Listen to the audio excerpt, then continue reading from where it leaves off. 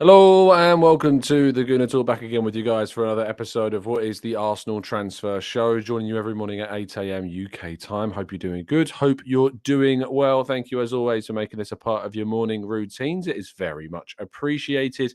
Thank you to everybody joining us as well, of course, on a Saturday. It's always feel like that extra warmth when you guys arrive on a Saturday or a Sunday morning. It's the weekend, and yet you still decide, despite the fact that you don't have to. Well, maybe some of you do still. Certainly, I'm working today, but I don't know about many others. But the fact that still so many of you get up early on a Saturday and a Sunday morning still tune in, it means a hell of a lot. So thank you so much to everybody that continues to do so. Good morning to those joining us in the chat. Matt G, Barry, Darren, we've got Jean, Rich, Ray, we've got Kaiser, Amira, Peter, Brad, Paul, Keems, Nav, Trevor, Mark, and Stevie Maximus, and plenty more of you guys as well. Thank you, as always, everyone, for tuning in. Lovely stuff. Let's get on with today's stories. By the way, we also hit 47,000 subs. So thank you, everybody that's continued to start, and all of our new listeners as well. Thank you for tuning in as well. Very kind of you indeed. Arsenal are due to face Monaco in the Emirates Cup on the 2nd of August. This is taking place, of course, ahead of the new Premier League season. Arsenal getting plenty of matches in, plenty of opportunities to play against oppositions of a decent standing before they go into the Premier League. Of course, the Premier League fixtures are out next week, and we'll find out who Arsenal's first game of the Premier League season will be in due course. Of course, it's going to be a newly promoted side away from home on the first game of the season. It always is an away game to kick off the season for Arsenal. It feels like that, at least. I can't remember the last time we had a home game to kick off the season. Maybe it was Leicester at home. I remember that being a first game once, but it's been a while. It's fair to say it's been a while since we had a home game. I'm hoping that we can kick off the season with a home match, but let's see indeed what ends up happening. Moving forwards, Newcastle are said to have a limited budget this season. Was surprised to read this story, but supposedly, and you've probably seen this story doing the rounds now, is that Newcastle have around £75 million is said to be the budget for Newcastle. And that, of course, has a knock-on effect about what and who they can look to buy, and also how much money they're going to be able to offer for those players, which means their interest in Kieran Tierney is obviously going to take some form of a hit. They're looking to try and get Arsenal upwards of £30 million for Kieran Tierney, but with Newcastle prioritising a central midfielder this summer, it may mean that the offer that they come in with initially is going to be below Arsenal's asking price for Tierney. This is according to Craig Hope of the Daily Mail. So let's see if indeed we see any differences in this story to what happens in reality. But apparently Newcastle, the team with all the money in the world, are said to have a limited budget, which is, slightly unbelievable, really, but maybe it's the truth. Long-time Arsenal target Orkan Kokcu is set to move to Benfica this summer. The Turkish international, of course, who won the Eredivisie with Feyenoord last season, will instead move to the Portuguese champions Benfica, who have had a very good season, of course, with the likes of Gonçalo Ramos and João Mario having very, very good seasons indeed. But yes, Orkan Kokcu will make the switch over, and it'll be very interesting indeed to see how he ends up doing in another league. He's been linked with Arsenal, been linked with Spurs, linked with a lot of Premier League sides, but he's not moving to the Premier League. Instead, he's moving to Portugal. So let's see indeed how he ends up getting on. Now, Xavi Simons has been speaking about his future. He will decide his future very soon indeed. He says, soon I'll decide together with my family. To be honest, it's not in my head to leave. I have no obligations to anyone. I'm the one who has to make the choice. So if Arsenal's interest is indeed genuine in the player, we may see some movement on this soon. And if so, we can keep our fingers crossed that it is indeed Arsenal that go for him, because I, amongst many others, would love to see Xavi Simons brought through the doors at Arsenal in the summer. Now, Gundogan, according to Fabrizio Romano, will decide his future after the Champions League final between four clubs who have tabled offers for the German international. Manchester City, Barcelona, PSG, and of course Arsenal are the four teams that have made offers to potentially sign Ilkay Gundogan on a free. Arsenal still said to be in the race. However, it does seem that the most obvious choices are between City, who's staying there, and Barcelona. Lots of reports have come out from Spain over the last week, 2 weeks, a month, suggesting that a deal between Gundogan and Barca is effectively done. Whether that is true or not, we'll have to wait and see. But Arsenal still throwing their hat into the ring on this one. but I'm not optimistic about that. Arsenal are still said also to be interested in signing Caicedo as well as Declan Rice. However, the focus very much right now is indeed on Declan Rice as a priority. Arsenal are looking to try and negotiate that deal, get it done as soon as feasibly possible. It still takes some time, of course, agreeing a deal. West Ham United are wanting a significant amount of money, which we'll talk about shortly. But Caicedo, also Brighton, looking for upwards of £70 million, significantly so. But still, very much Arsenal are interested in signing both players. And speaking of Declan Rice, Bayern are said to be giving up on the chase for the West Ham captain. They have given up, it seems, in trying to go for a player that looks almost destined to stay in the Premier League at least. And Arsenal are still, as we are aware, leading the chase for Declan Rice as well. The fee, the intentions, all of this at the moment is looking good for Arsenal. But we've heard from various sources as well, various outlets reporting that West Ham are wanting a significant amount of the fee up front.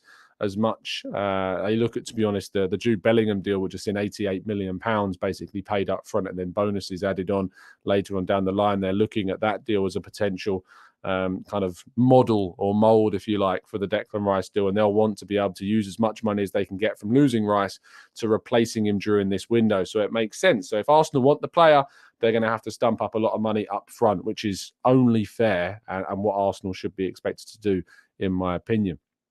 Now, our headline story of the day is a new link to a player, according to Repubblica, which is an Italian outlet. So let's get those salt shakers at the ready, suggesting that Arsenal and Newcastle are interested in signing Federico Chiesa. Now, Chiesa has been one of the most exciting young players around for a number of years. Now 25, of course. He went on that, I think it was a 2-year loan spell from Fiorentina to Juventus before at the end of that being bought for around 42 million euros.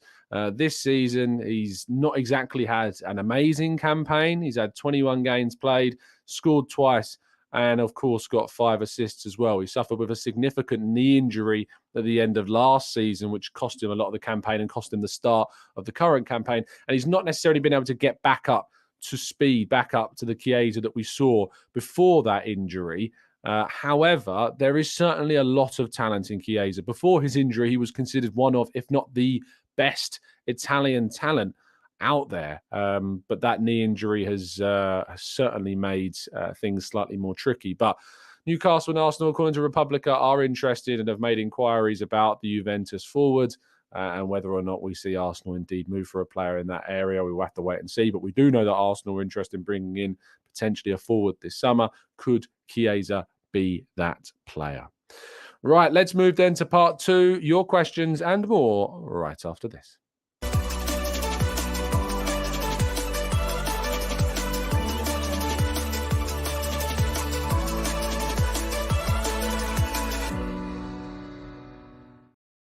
Right then, let's jump into the chat box and take some of the questions that you've been throwing in. On the volley says, not many Italians make the move to the Premier League. Why is that? It's just been one of those things. We've discussed a number of nations players that don't tend to make switches away from their home nation. Italian players like to remain in Italy on the majority, make those moves to Juventus, Inter, AC Milan, Roma, Lazio. There's a lot of big clubs, in Italy, and I've missed out a fair few still that can obviously, some that aren't even the top division anymore as well. So it's makes sense. They want to kind of progress, and there's a lot of kind of tradition in Italy about football. So that's, I guess, why they want to remain in Italy moving forwards. But they're not the only nation that has this type of kind of prerogative about players. Omar says, what's your Champions League final prediction? I'm sadly saying 3-1 to City. I tend to agree. I think it's going to be a relatively comfortable game for City. Probably one of the easiest finals that we may see for one side. Let's wait and see what happens. But I'd be interested to know, actually, I'm going to put a poll into the chat box. I think that'd be quite interesting to see what people think. Do you want City to win the Champions League? Would you rather? Do you want them to win... do you want City to win the UCL? Reason being why I asked, before you vote, there's a couple of reasons as to why I asked the question. Of course, from an Arsenal perspective, I don't have too much emotion, if any, towards Man City whatsoever. They would then win the treble, which would, of course, kind of sully the treble that Manchester United won. It would kind of knock the sheen off of that achievement. There's also an element for me of, if Man City were to win the Champions League, could Pep Guardiola think and look up at these achievements and go, I think I've done all I can do here, and make a decision to move on in the near future? I think if Pep Guardiola moves on, Man City are not the same side that they are. I think he is absolutely ensured the dominance of that team at the top of the table as much as their players and spending has. So I'm interested to get your thoughts. Of course, it's the English team, and we want to support Inter Milan as well. So you may want to move towards the other side of things as well. But I'm curious to how many people want to see Man City win the Champions League from an Arsenal perspective. I have no emotion towards City, positive or negative, to be honest, whatsoever. I'm so indignant to them and indifferent about what's going on there. So it is what it is. So far, it's pretty split. 58% saying no, 42% saying yes. We'll catch up and revisit that poll at the end of the show. Let's go to scroll up a little bit more, and the Harry Thomas says, hey Tom, do you think the training facilities and having a state-of-art facility makes even a 5% difference? Probably not.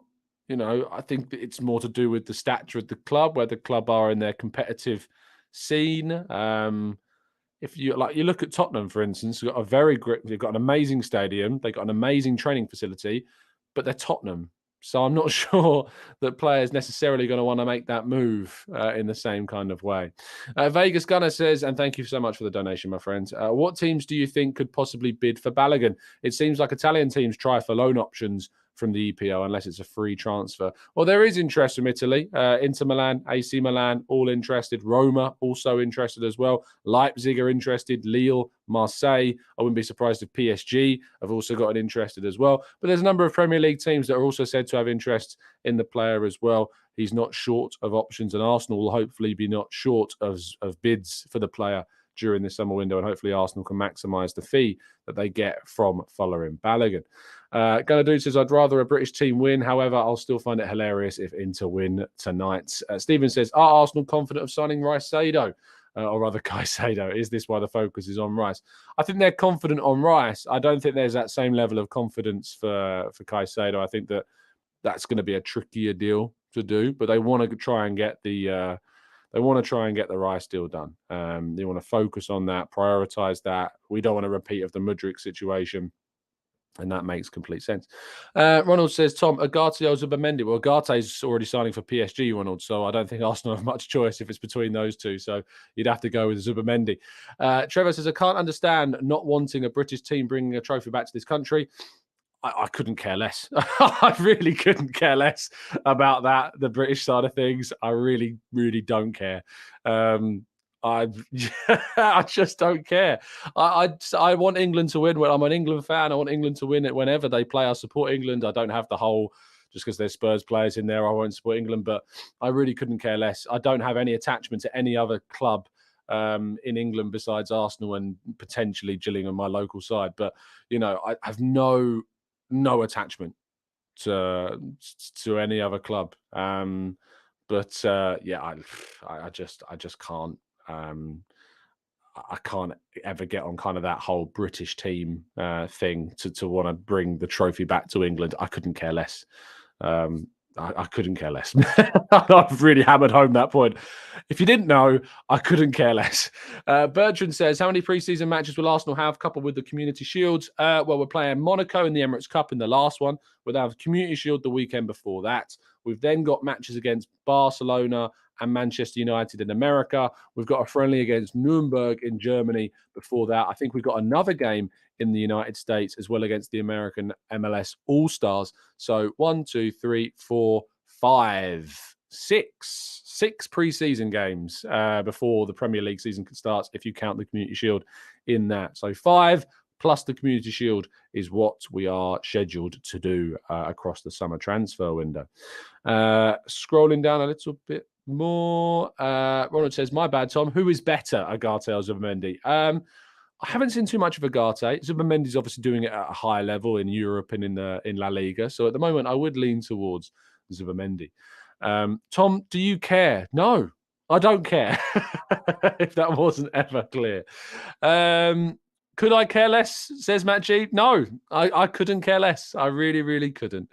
Aaron says, any idea when the Community Shield tickets go on sale? No, I don't, I'm afraid. Sorry, I don't have any information on that side of things. Benji says, Tom, should we be more shameless as a fan base if we win something like the Community Shield in pre-season? I'm tired of this who had a better season nonsense. Shameless about winning the Community Shield. It's just a nice day out, let's be honest. If you win the trophy, great. If you don't, who cares? That's kind of where we're at with the Community Shield. We're playing Man City, so I'm not expecting loads. And I mean, Liverpool won it last season by beating Man City. And look what happened between those two sides going on into the season. Man City win the league, Liverpool finish 5th. So it's not exactly a barometer for what's going to happen across the campaign. I think Darwin Nunez scored and Erling Haaland blanked as well. And we know how differently that went throughout the season also. Baron says, Orney from deep with a Rice to Man City tweet after the final is what we don't need. Yes, there's always that element of whenever a notification pops up on my phone about Everett Ornstein, someone dropping some bad news from an Arsenal perspective. Hopefully, things are going to be fine. Answer says, Tom, we both know this Newcastle budget is some PR BS. They want to underbid for their targets. It's smart. Maybe it's a bit of a leaked deep fake, if you like, regarding what they're able to spend this summer. Maybe that's the case. Julian says, Tom, where do you think the cutoff point is with Saliba regarding getting him to sign a contract or looking then to sell him and getting a replacement? I'm not sure, Julian, to be honest. I think upwards of £200,000 a week, but I'm very hopeful around the Saliba contract. It's moving in the right direction. There's a lot of positive kind of information coming out from that side of things. Arsenal are confident. Saliba wants to stay. They're just trying to agree on an agreed wage and image rights and all that stuff. So there's a lot of confidence around the Saliba contract negotiation. So hopefully we can get some good news on that at some point in the future. Let's go to Laurie says, how many additions do you think we'll make before the Community Shield? Curious about both your ideal and your realistic predictions. Ideal is 5 or 6. Realistic, 4. It's difficult to always get your business done. There's always some opportunities that open up later in the window, or the players that you want at the start of the window are no longer available because they've moved elsewhere or have signed new contracts, etc. I'd probably predict around 4 that come in before the Community Shield, but I hope 5 or 6 would be my aim. Dobbo says, before any signings are in the door, what's your current expectations for Arsenal next season? Another title challenge. Absolutely has to be the expectation for Arsenal. Another title challenge, push City further, try and go as far as at least the quarterfinals in the Champions League for me, get as far as they can in the cup competitions. But as I always try and say to people, if you want to be in a title race, unfortunately, some of the other competitions are probably going to take a bit of a hit.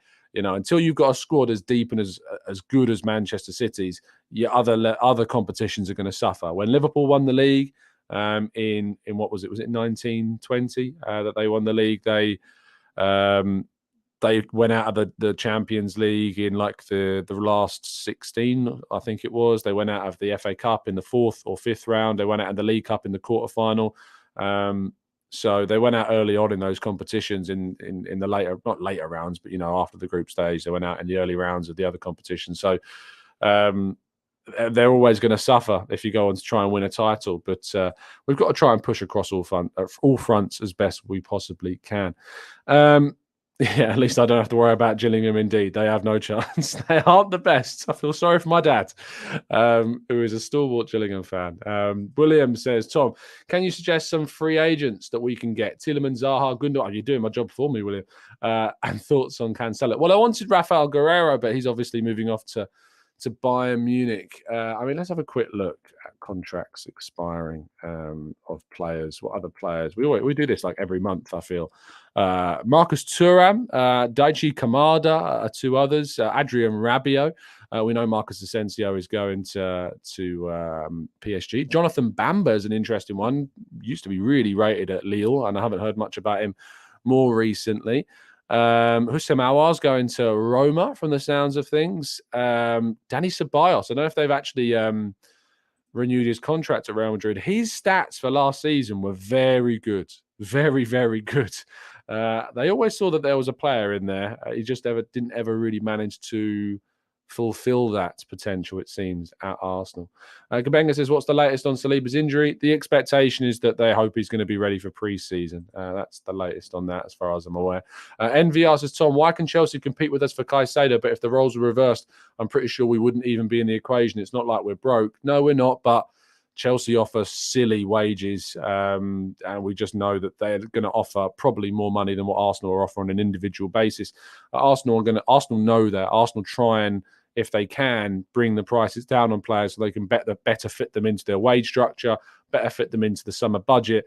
So Chelsea are always going to be able to compete even without Champions League football, because of the stature they've got and the history in those competitions. They've got pedigree in the Champions League from winning it twice. They've got pedigree more recently in the Premier League than us. And you've got to admit that the money there is always going to be a factor. So that's why they can compete. It's as simple as that. And don't forget, Arsenal actually beat Chelsea to the signing of Gabriel Jesus. Chelsea wanted to sign Jesus last summer when they had Champions League football and Arsenal didn't. And Arsenal were the ones that managed to get Jesus through the door. So it's important not to forget that. Footy Boy says, hey, Tom, hope you're doing good. I am. Thank you very much. Do you think it's pointless Arsenal wanting Chiesa, as Arsenal are looking at other positions like CM, DM, and right back? They do want a forward. They do want to sign a player that's going to offer something in the final third, to the best of my knowledge. So, indeed, that is an expectation, is that they will look to bring something in up top once they've kind of prioritised those areas in midfield and defence. But yeah, there's scope for them still that they want a forward player as well. Let's scroll down and go to Give Me That Loot, which is like me when I used to play Fortnite. If the Carabao Cup is a better achievement than finishing second, then why does finishing second take precedence over it for the Charity Shield? It's not. I think finishing second is obviously a much trickier achievement in the Premier League than winning the Carabao Cup. I don't believe that Man United have had a better season than Arsenal, personally. I don't believe that West Ham have. I don't believe that Liverpool. I think the only English club that have had a better season than Arsenal is Manchester City, personally. So there you go. Laurie says, random side note, Tom, we met in Chicago, shared a few drinks, just wanted to pop in and say hello. Hope you've cut that Gooners Against Racism sticker to good use. Yes, I have, Laurie. Thank you so much for that. I've got like a whole collection of the stickers, and always, absolutely, Gooners Against Racism is a fantastic message to get across. But it was an absolute pleasure to meet you, Laurie. I remember plenty of drinks being shared, surprisingly so. But it was a fantastic trip, and thank you, Laurie, for jumping in. Hopefully, if I ever return to Chicago, I'll see you again. The bank says, would you take Rice on a reduced fee for a swap with Smith Rowe? No, I'd just pay the price that it takes to get Declan Rice, personally. Let's go to Oximato says, should we get a forward winter transfer? Because we don't have a problem scoring. 88 goals this season is good. Look, I think that a forward is not necessarily absolutely imperative compared to what the midfield and the defence is. At the end of the day, Arsenal scored, a really good amount of goals. I saw someone yesterday put a tweet out with Jesus, Martinelli, and Saka in the front three. And someone replied to that saying, that's not a title-winning front three. And I sat there and I was like, how can that be true? Arsenal led the league for so long of the season last year. And it wasn't because of a lack of goals that we didn't win the league. It was because we had significant injury issues at the back and at the end of the season with Saliba, Tomiyasu, and Zinchenko all missing significant periods of the season at the end. That's why when we started to concede goals, it wasn't because we couldn't score enough goals. We scored more goals than we've ever scored before in a Premier League season. So I always kind of thought that, the goal side of things was never an issue. And certainly suggestions that Jesus, Saka, and Martinelli are not good enough to be a Premier League title winning front three, I just don't agree with. I think that what we did last season absolutely showed that the front three and Ødegaard as well, and you include him in there, is enough for Arsenal to win a title. We just needed to bring the goals down, and we need to be better in those games against City. You need to be better in some of the other games over the course of the season. So I don't agree with the side of, the front three that we have isn't good enough for a title, because it certainly is. Darren says, should Arsenal only devote a certain length of time to getting the Rice deal over the line, and if unsuccessful, move on? I'd love Rice to come in, but not if other targets gets lost. Well, at the end of the day, Darren, Rice is the priority. So if other targets are lost, we have to make sure that we get Rice. I've said this from the start. Arsenal, for me, have to, as an expectation, get one of Rice or Caicedo through the door this window. If they miss out on both, it's a transfer disaster, in my opinion. And certainly I'll be critical of the club if they aren't able to get one of those two through the door, because they've got these priorities in a window where you finish second. You have to exploit the fact that where you finished last season, you have to use that to your advantage. And if you miss out on those two targets, or one of those, if you miss out on both of those two targets, I'd accept one, because I understand that there is a lot of competition for them, but you have to target them and you have to get at least one of those through the door. And I'll be the first to say that's not good enough if we miss out on both of those players. Ikwan says, hey, Tom, is there any chance in any of the multiverses that we're able to sign Phil Foden? I really like him and feel he'd suit us. When does his contract end? In terms of his contract ending, he signed one as recently, I think, as last season, did he not? So his contract ends in 2027. I don't think there's any chance, unfortunately, of Arsenal signing Phil Foden, Ikwan. So, you're going to have to jump into a different multiverse or universe if you want to get hold of him before the end of the window. Dobbo says, from the current targets Arsenal are linked with, if you could choose 3 players only for Arsenal to sign from those, who would you personally sign? Rice, Caicedo, and Simican would be my 3 that I would sign if I had a choice of signing 3 this summer. Let's. You're really desperate to put that joke into the chat box, William, aren't you? Aaron says, I don't think we will make the transfers this summer that wins us the league. There's still work to do, but I think signing the right 2 centre midfielders and a right-sided centre-back bridges the gap significantly. I do tend to agree that, if signing Rice, Caicedo, Simican, say we were to bring those 3 in, I still think we need a left-back if Tierney leaves. And I'd personally think that we need to sign a centre-forward, but they might need to wait until next summer. I think that we've got a lot there to absolutely put on a much stronger title challenge. But I think there's more still to be done. And that's fine, because I said this summer needs to be the last summer where we add like the 5 or 6. And I think we do need to add 5 or 6 during this window. And then the subsequent summer windows, we should be adding 1 to 3 maximum players like Man City have over the last few seasons to their starting 11 quota, because you just need to make sure that you're, then you can become self-sufficient. And that's really important. Philwad says, hey, Tom, I obviously don't know the ins and outs of transfer negotiations, but why doesn't Edu just hash out a deal with the club that suits all parties instead of putting bids that get rejected? Because ultimately there's 4, but sometimes even more than 4 moving parts to any transfer. You've got the club, you've got the 2 clubs, you've got Arsenal, you've got West Ham. You've got the people involved in those deals. You've got the player and you've got the representatives. They're the 4. So you've got everyone at Arsenal, everyone at West Ham, you've got the player and you've got the representatives. And all 4 parties have to come to an agreement. And sometimes clubs like West Ham would rather these negotiations drag on. So they might say, we're not going to talk about Rice for a few days. We're going to take a break on this. We're going to take some time away from this. We're going to think about this deal. We're going to assess our options and we'll come back to you when we've got an answer. And that sometimes takes days, So there isn't, I know the expectation of Edu going, right, we're going to bid 100 million quid. Here's 200,000 pounds per week. Get the deal done, job done. But the fact of the matter is that West Ham might think they can get more than 100 million. They might think, let's wait until after the Champions League final and let's see what Manchester City do. So there is always within the selling club's prerogatives to wait at times, to see if they can drag on a bidding process, to see if they get further interest, to make teams that want to buy the player panic and maybe stump up more money. It is within the selling club's motive to drag things out. And so when people say, why are we so slow? Why don't we just get things done quickly? It's not always because of us being slow or undervaluing players or bidding under what players are worth.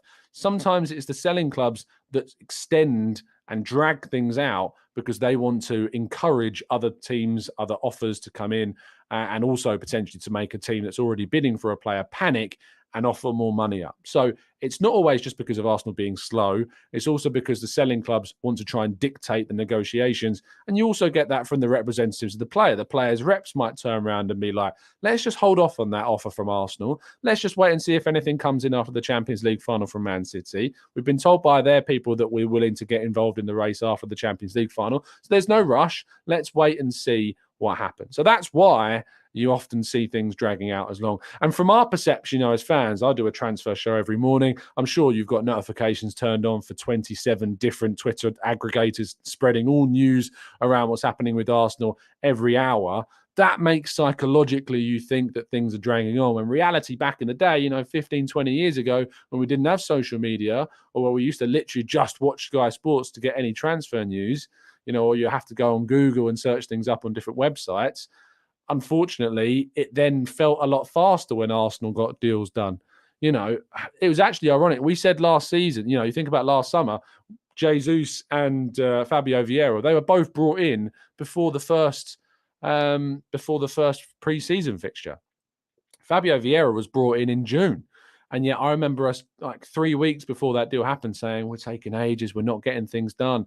But actually, Fabio Vieira was brought in within 3 weeks of June, I think it was. And we were all looking at that as like, wow, that's some quick early business done by Arsenal. So, it's always that interpretation, that the way in which you absorb information that often leads to things being extended.